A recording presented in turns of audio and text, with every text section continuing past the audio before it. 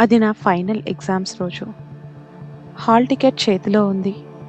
ఎన్నో ఆశలతో ఎగ్జామ్ హాల్లోకి అడుగు పెట్టే టైంలో అటెండర్ వచ్చి, గీత అంటే మీరేనా?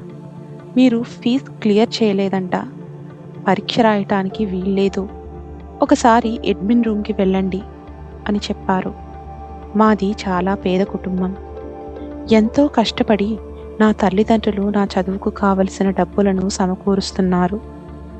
కానీ ఈసారి ఎందుకో పరిస్థితులు అనుకూలించలేదు.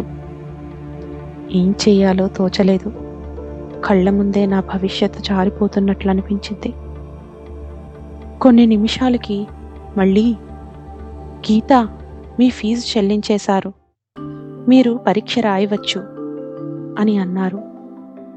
ఎవరు చెల్లించారు అని అడగ్గా, ఎవరో తెలియదన్నారు. ఆ ఎవరో ఇప్పటికీ తెలుసుకోలేకపోయాను. ఎంత వెతికినా జవాబు దొరకలేదు. ఈరోజు నేను మంచి ఉద్యోగం చేస్తున్నాను, బాగా సంపాదిస్తున్నాను.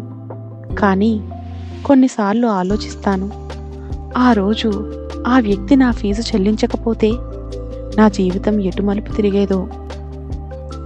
ఆ వ్యక్తికి నేరుగా కృతజ్ఞత చెప్పలేకపోయాను కనుక నాలాంటి కొంతమంది స్టూడెంట్స్కి నా వంతు సహాయం చేస్తూ మౌనంగా ధన్యవాదాలు తెలియజేస్తున్నాను.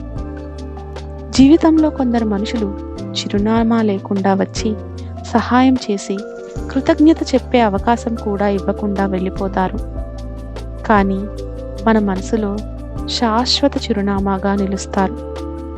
ఇలాంటి వ్యక్తులు మీ జీవితంలో ఎవరైనా ఉన్నారా? మరిన్ని ఇంట్రెస్టింగ్ స్టోరీస్ కోసం మన చిట్టి కథల్ని సబ్స్క్రైబ్ చేసుకోండి. మళ్ళీ కలుద్దాం మరో చిట్టి కథతో.